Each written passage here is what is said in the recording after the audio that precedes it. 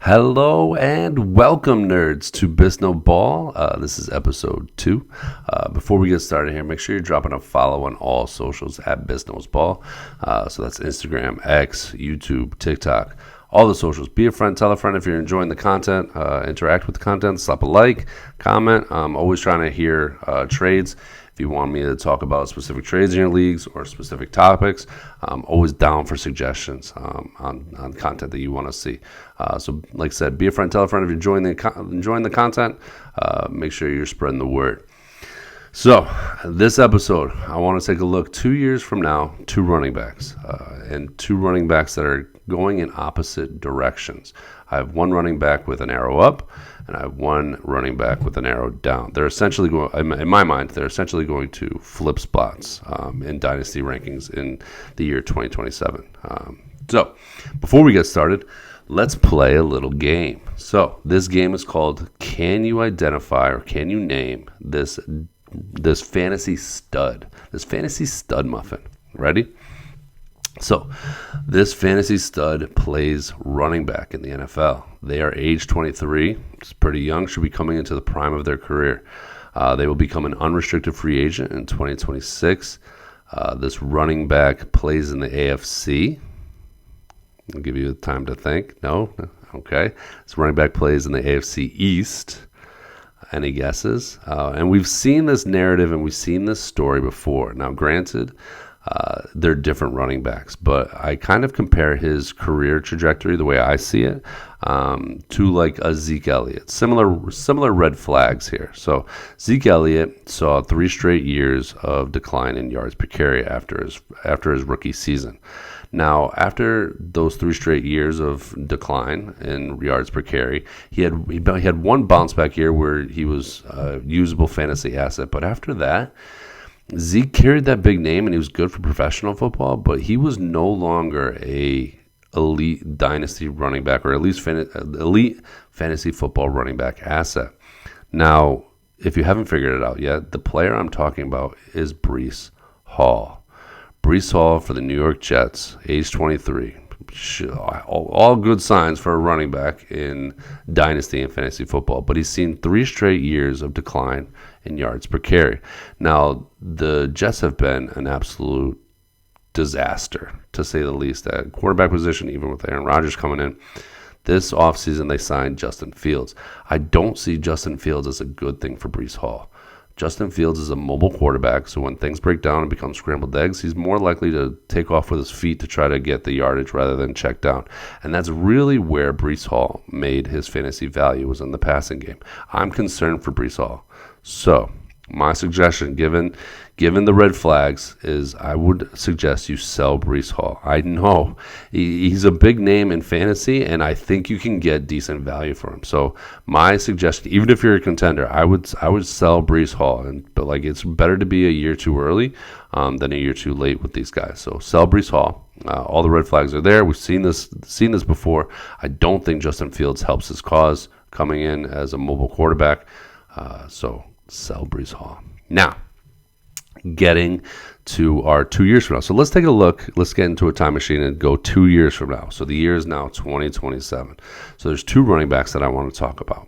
The first running back, in my opinion, has an arrow up in 2 years. And that running back is Trey Benson. Now, Trey Benson for the Arizona Cardinals, I believe, is arrow up for the year 2027 for obvious reasons. They just signed James Conner to a 2-year contract, which isn't great for Trey Benson. You know, the dynasty managers are probably bummed, but James Conner gets another contract. He's currently age 29, though, so we know that running back age cliff is real. Age 28, age 29, age 30 for sure. And James Conner has been known to miss a couple of 2-3 games with injuries. So, yes, Conner had a healthy season last year, so Trey Benson really wasn't able to get on the field. But prior to last season, his last fully healthy season was 2019. So Trey Benson can find his way on the field if Conner goes down to injury, obviously. And honestly, Trey Benson could just outperform and like be the better player and find his way onto the field. Year 2027, I think the dead cap hit for the Arizona Cardinals with James Conner is like 2.2 million, so it's nothing crazy. In 2027, Benson will be coming into his age 24 year for running back, which is hitting the prime years of his career here for a fantasy asset. 24, 25, 26, 27 if you're a top tier running back, and he's built to kind of, be that 3-down back. He's 6 foot tall. He's 216 pounds. He runs a 4.3 40. And really coming into the league, his like calling card and the way he separated himself as a prospect was his yards after carry. In college, he was a yards after carry demon. I believe in Trey Benson. Now, my suggestion, my advice is to go to the Trey Benson owner in fantasy. They're probably bummed. They're bummed that he didn't find his way. They were really taking Trey Benson last year in the rookie drafts, hoping for 2025. Like, there's no way they re-sign Connor. Like, Trey Benson will step into that role. They have to be like crushed right now. So not only was Trey Benson disappointing last year, couldn't really find the way on the field because James Conner had a healthy season. Good for him. But now they re-signed Connor to a 2-year deal. So they're not super high on Connor. Now, depending on what kind of manager they are. Again, if they're in a rebuild mode, like for instance, the owner of Trey Benson in my dynasty league is Unibrow. Unibrow, I believe, is also in a rebuild mode. He's got the 101 in this year's draft. He might not be super psyched to let Benson go. He might view that as a future asset that he wants to hold on to. But I'm certainly going to try. So I would try to get Benson for maybe a later round pick in this year's draft, or a future later round pick, or like a wide receiver 2, wide receiver 3, something like that. So I'm going to certainly poke at Mark or Unibrow and see if I can get a deal done and see where he values him. But it's all league dependent. So that's my advice. Arrow down. This kind of breaks my heart because I'm the owner of him right now. So arrow down 2 years from now in the year 2027, I think, is Chase Brown. Now, Chase Brown is currently RB15 with the consensus rankings, coming off a very productive year in Cincinnati, running back for the Cincinnati Bengals. But he's going to become an unrestricted free agent in the year 2027. He'll be 27 years old. And the Bengals, the way they run their organization, and the NFL in general, just doesn't pay those running backs big second contracts. They just don't do it anymore. Like, it used to be where those 3-down backs or bell cow backs, they used to be like one running back in the backfield, and that was the guy. And fantasy football managers, it was easy. Like, that team, that running back, perfect. I know he's going to get 20 touches a game. That's not how the NFL operates anymore. They don't pay these running backs, especially Cincinnati. Cincinnati is going to have so much money tied up in Jamar Chase, T. Higgins, and Joe Burrow that there's no way they pay him a second contract. So best case scenario, if he is successful in the next 2 years, he's going to be looking for the bag, and Cincinnati is not going to give it to him. So he's going to have to change teams, and it's not always like an upgrade when they change teams.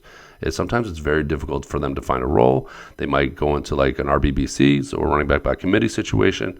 Chase Brown, I believe, if you are rebuilding like I am, so I'm going to try to ship Chase Brown for a future first. So either a 2026 first or a 2027 first, because I need the picks. Like Chase Brown, with the way my team is, Chase Brown I'm not ring chasing this year. Like there's no way, looking at the league and the landscape of the league, that I'm competing for a championship. So I'm going to be shipping Chase Brown. Okay, so those are my 2 running backs. 1 running back up, 1 running back arrow down in the year 2027. So 2 years from now. I hope this helped. Hope you took some actionable advice away. So I would say go see if you can get Trey Benson. Sell Chase Brown if you're not contending. So if you're not in a contention for a championship this year, I would sell Chase Brown, because 2 years from now, I believe he drops significantly. I could see him dropping into like the 30s with dynasty RB rankings. And that advice at the beginning of the episode might be a little bit spicy, but sell Breece Hall now.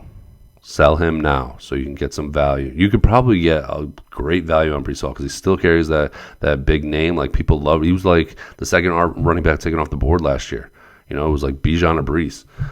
It was like right there now. And Bijan has obviously separated himself as definitely the pick to have, and the pick you should have taken last year. But Breece Hall still has name value, even though his stats are declining. And I believe Justin Fields coming in for Breece Hall is a downgrade. So that's that. I'll see you nerds in episode 3. Like I said, make sure you're dropping a follow on all those socials, X, Instagram, TikTok, and YouTube at Biss Knows Ball. And I will see you in episode 3, nerds.